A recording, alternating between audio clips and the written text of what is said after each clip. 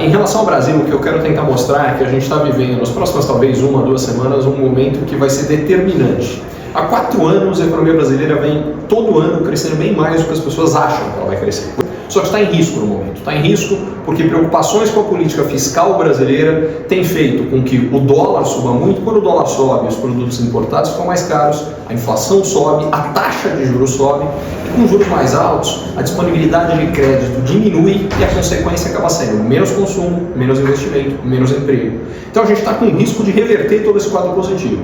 O que faria com que isso não acontecesse? Basta o governo deixar claro que vai ter um plano fiscal crível, com um corte de gastos que deveria ser mais ou menos na ordem de 0,5% do PIB brasileiro, 50, 60 bilhões de reais. Se isso acontecer, vamos continuar crescendo mais do que as pessoas acham. Se não acontecer, vamos jogar fora um bilhete premiado da loteria econômica que está na nossa mão nesse momento.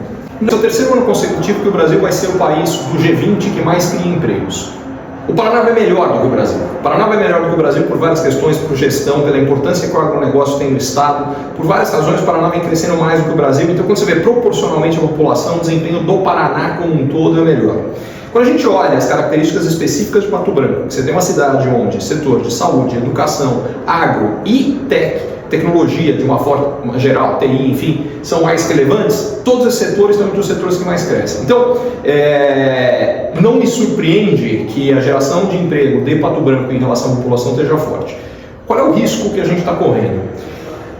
Por que o Brasil cresceu mais do que as pessoas achavam? São 2 fatores. Primeiro, a expansão de renda e de emprego, porque nos últimos 4 anos, depois que, logo no início da pandemia, o Brasil perdeu 10 milhões de empregos. Só que a gente recuperou os 10 milhões e criou 10 milhões a mais. Então hoje tem 20 milhões a mais de pessoas empregadas do que há 4 anos. Para completar, a renda real dessas pessoas, que é o salário descontando da inflação, faz 2 anos e meio mais ou menos que voltou a crescer. Também no início da pandemia aquilo caiu bastante, porque a inflação do Brasil chegou a bater 13%, os salários subiam menos. Então é aquela situação, o cara até 1 ano depois ganha mais do que ganhava antes, só que os preços subiram mais que o salário dele. Na prática, ele ficou mais pobre. Depois que a inflação caiu, isso virou. Os salários começaram a subir mais que a inflação. Quando você tem salários mais altos e mais gente com salário, é mais poder de consumo. Para completar, tem o lado do crédito. Quando a taxa de juros no Brasil caiu significativamente, também pós-pandemia, a gente passou a ter uma expansão de crédito grande. Com mais crédito, tem mais gente indo às compras. Esses 2 fatores levaram o Brasil a crescer mais. O do emprego continua no momento. O do crédito será revertido, e pode ser revertido com força, se a taxa de juros tiver que subir muito no Brasil. O que faria a taxa de juros subir muito no Brasil? Uma grande desvalorização da moeda, porque mais ou menos a cada 10% de desvalorização da moeda você tem um ponto percentual a mais na inflação. E com um ponto percentual a mais na inflação você tem mais ou menos 1,5 ponto a mais na taxa Selic. E na taxa de juros chega no consumidor sobe muito mais do que isso. Então é aí que está o risco. Não é esse mês, mas se não for feito o ajuste fiscal, o dólar vai subindo bastante, provavelmente passa de 6. Na hora que isso acontecer, a inflação daqui a um mês vai estar mais alta, o Banco Central vai ter que subir os juros de forma mais agressiva, e daqui a alguns meses, todo esse cenário positivo pode ser colocado em risco sim. Acho que sim, mas a minha convicção é baixa. E isso, por que eu acho que sim? Porque as sinalizações que vêm do ministro da Fazenda, do Fernando Haddad, são nessa direção. Por que a minha convicção é baixa? Porque quem toma a decisão não é ele, é o presidente Lula, e esse, por sua vez, já deu várias declarações de que não está muito convencido que tem que fazer o ajuste fiscal. Eu espero que ele seja convencido para o bem do Brasil, dos brasileiros e até do próprio governo dele. O primeiro fator tem a ver com a nossa legislação trabalhista bastante inflexível. O que ela faz é que ela tira muita gente do mercado de trabalho que não quer estar no mercado de trabalho com as regras como estão, em particular pessoas de mais idade. Tem muita gente que quer trabalhar, não quer trabalhar 6 nem 8 horas por dia, e aí você não encontra formas de contratação de pessoas com mais idade que sejam mais flexíveis. Segunda situação é falta de qualificação. O problema que a gente tem é ter emprego, mas não tem gente capaz de ocupar o emprego. Por quê? Porque a nossa educação é muito ruim. Terceiro problema é que você desestimula muita gente a trabalhar. O governo brasileiro criou, vários governos brasileiros criaram, uma série de programas, em particular o Bolsa Família, mas tem vários outros, de distribuição de renda. E o que acaba acontecendo é que tem uma população de renda mais baixa e menos qualificação, que o cara fala, olha, pera, se eu não trabalhar eu ganho X, se eu trabalhar eu ganho X mais um pouquinho, não vou trabalhar. E por isso que a taxa de desemprego no Brasil é alta. A gente tem uma situação que, na minha opinião, é absurda. deixando bem claro, eu não sou contra a existência do Bolsa Família, eu sou contra a forma como ele funciona, que você tem uma porta de entrada, mas não tem uma porta de saída, não há um foco verdadeiro em qualificação para que as pessoas tenham outros trabalhos, e tem muito mais gente do que devia. A gente tem mais de 50 milhões de beneficiários do Bolsa Família. Tem várias, tá? Nem é a pior bomba relógio brasileira. A pior bomba relógio brasileira é a Previdência, por uma razão muito simples. O que está acontecendo é que cada vez a gente vive mais, o que é ótimo.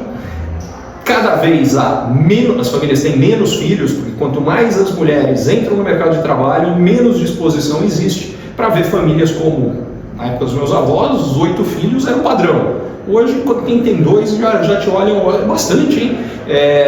Na prática, quando criaram a Previdência no Brasil, há 65 anos, a média de filhos por mulher era 8. Atualmente são 2. Outro detalhe, na época, em geral, só quem trabalhava era o homem. Então você tinha um aposentado para receber e tinham 8 que entravam. Agora, trabalha homem e mulher, tem 2 para receber, mas só tem 2 para pagar. E isso vai piorar nos próximos anos. Então, quando você olha para isso, essa é a pior bomba relógio que a gente tem no Brasil. Diga-se de passagem, como governo nenhum, presidente nenhum tem coragem de fazer uma reforma da Previdência do tamanho que precisaria, a gente vive de reformas em reformas. E quando não faz, a economia afunda. Então, se você olhar para trás, Fernando Henrique reformou a Previdência, o Lula lá atrás reformou a Previdência, a Dilma não reformou, a economia afundou. O Temer tentou reformar, ia reformar, não fosse os escândalos que derrubaram o governo do Temer. Bolsonaro reformou a Previdência. Vou mais longe, o Lula. Primeiro mandato ainda passa. Se ele vier a ter um segundo mandato, se não reformar a Previdência, é caos garantido. Então, não estou falando de um negócio de décadas, estou falando de anos. Vou um pouco mais longe, tá? E o outro problema da Previdência é que os recursos que a Previdência toma faz com que o Brasil acabe sem dinheiro para mais nada. E não é só Previdência, para ser franco, é Previdência, em segundo lugar, o funcionalismo público em geral. A Previdência é o maior buraco, o funcionalismo é o segundo. Se a gente for pegar há 20 anos, para pegar um exemplo, 50% mais ou menos, eu não lembro o dado de cabeça, mas mais ou menos metade do orçamento brasileiro ia para saúde, educação e segurança. Isso aqui vai colhendo. Por quê? Porque a parte que ia para lá vai parando em gasto com funcionalismo e principalmente Previdência. Inclusive, grande parte, Previdência do próprio funcionalismo. Vai interferir bastante o quanto, para mim, depende fundamentalmente se a gente vai ter uma decisão dessa eleição simples, suave, ganhe um ou ganhe outro. O que eu quero dizer com isso aqui a vitória de Trump e de Câmara tem diferença? Sem dúvida nenhuma. Mas a maior diferença que eu vejo não é essa. É um resultado de eleição que seja contestado e que deixe os Estados Unidos no limbo sem uma liderança definida. E o risco é real. Lá, como em qualquer lugar do mundo, a polarização política não para de crescer. A dificuldade de qualquer um dos dois lados de aceitar a derrota é cada vez maior, só que lá tem um complicômetro. A eleição, ao contrário do Brasil, não é o número de votos por habitante, que é fácil, contou, está resolvido. Lá é pelos delegados dos estados. Se 1, 2, 3 estados relevantes falam, olha, aqui a eleição está sob júdice por causa disso, daquilo, seja o que for, não tem presidente. Isso parece esquisito, mas se a gente lembrar, aconteceu lá atrás com Bush e Al Gore em função de uma decisão na Flórida. A diferença é que na época, primeiro, o grau de polarização era muito menor do que agora. Segundo, não tinha no processo eleitoral tido um atentado, como aconteceu quando o Donald Trump aqui, que isso aqui acaba acirrando ainda mais as tensões. E terceiro, o cenário geopolítico não é tão complicado, porque o que pode acontecer é que se os Estados Unidos ficarem sem um líder por algum tempo, será que algum outro país, enfim, que tem qualquer questão com os Estados Unidos não aproveita na hora que o grande xerife global tá meio atrapalhado para botar as maninhas de fora? O que eu quero dizer com isso para mim, risco de problemas maiores no Oriente Médio aumenta, risco de um eventual conflito entre China e Taiwan aumenta, a própria Rússia pode mexer os pauzinhos de alguma forma, dado o conflito que ela tem com a Ucrânia, enfim. Então eu quero dizer que vai mexer muito com o Brasil, se ganhar um ou se ganhar outro, mas vai mexer muito mais com o Brasil e com o mundo se a gente ficar numa situação, e agora, quem vai levar a eleição? A reforma tributária tem ganhadores e perdedores. Claramente, o grande ganhador da reforma tributária é a indústria. Isso vem do seguinte, o Brasil tem ainda hoje um regime, porque a reforma ainda não está na prática regulamentada, então não está funcionando. Ele tem um regime tributário que é único, no mundo inteiro não existe. Ou seja, isso acaba Por que a indústria é o grande ganhador na hora que esse negócio acaba? Porque a indústria é quem tem processos de produção mais longos e que, tirando isso é verdade, quanto maior o valor agregado ao longo do processo de produção. Tirando isso, a gente beneficia a indústria, só para dar um número disso aqui, se falta a regulamentação vai mudar um monte de coisa com certeza. Mas se ficasse só na PEC 45, a indústria, e depois, porque a reforma vai sendo implementada gradualmente ao longo de 10 anos, mas daqui a 10 anos, e dali para frente, a cada ano, a indústria pagaria 500 bilhões de reais a menos de imposto. Só que tem um problema. Lembra que o governo brasileiro gastaria mais e ele não vai reduzir a quantidade de imposto. Se ela pagar menos, alguém paga mais. Desses 500, 25 bi vai ser imposto a mais para a agropecuária. Os outros 475 são para serviços. E aí vem o grande problema. O maior perdedor é o setor de serviços. Qual é o grande problema disso aqui? O setor de serviços responde por 7 de cada 10 empregos no Brasil. O que significa o seguinte, fiz uma estimativa que o aumento de custo de serviços por conta da reforma, isso varia dependendo de que subsetor de serviços, então eu estou falando de uma média. Mas enfim, na média vai ser 30% que é diluído ao longo de 10 anos, o que dá uma média de 3% ao ano de aumento de custo. Alguma coisa tem que acontecer. Ou essa empresa que tem 3% a mais de aumento de custo consegue cortar outros custos, 3%, ou ela vai repassar para os preços. Se ela repassar para os preços, a inflação sobe.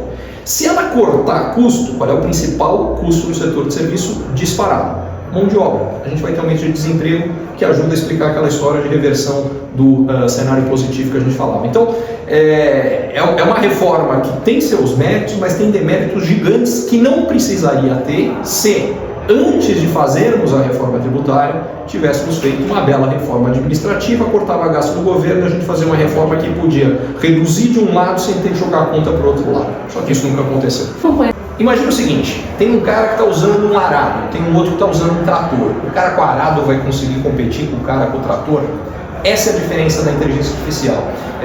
Na prática, eu vou dar vários exemplos aqui na palestra, mas você consegue aumentar, você faz mais barato, mais rápido, em maior quantidade,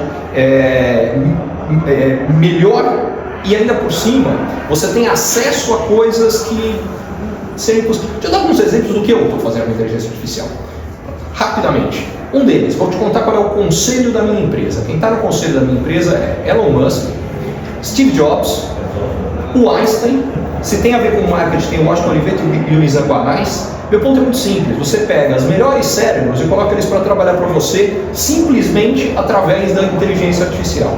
Outra coisa, a gente está criando um esquema de agentes de inteligência artificial dentro da empresa. Sei lá, então começou uma pessoa nova a trabalhar com a gente. Em vez dele pegar um manual com um monte de, sei lá, vem para Pato Branco, como é que funciona a política de reembolso de viagem da empresa quando eu viajo para Pato Branco, em que hotel eu posso ficar, como é que fala? Em vez de você ter que pegar um calhamaço e procurar, entra lá no chat que está ligado a essa inteligência artificial e fala lá, como é que funciona isso aqui? Pá, tá a resposta. Será que eu posso fazer isso ou não posso fazer aquilo? Tem um outro agente, um agente de compliance que te responde. Eu preciso saber tudo o que está acontecendo. A gente tem um agente que está pegando para mim todas as notícias que eu preciso estar informado e está me dando tudo que é importante.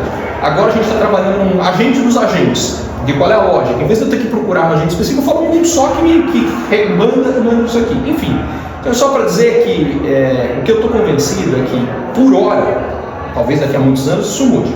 A inteligência artificial, por hora, vai roubar emprego de pouquíssima gente, mas alguém usando vai roubar emprego de alguém que não usa, aos montes. E aí é que eu recomendo a todo mundo experimentar, brincar. Quanto mais você fazer isso, mais você vai notar que é simples, funciona para tudo. Para quem está ouvindo a gente, vê o que você tem na geladeira e pede para a inteligência artificial montar uma receita para você. Vai ter férias aqui com as crianças agora na virada do ano? Para onde você está pensando em ir? Pede para montar um roteiro. Mas você gosta de fazer, sei lá, não sei, gosta de andar a cavalo. Manda incluir andar a cavalo na outra coisa. Mas você gosta de...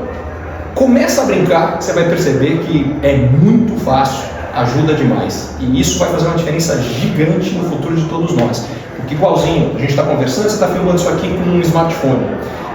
Hoje, se eu perguntar para alguém, você não usa smartphone? Você não encontra, todo mundo usa. A inteligência artificial vai ser igualzinho, mas vai demorar muito menos tempo para todo mundo usar.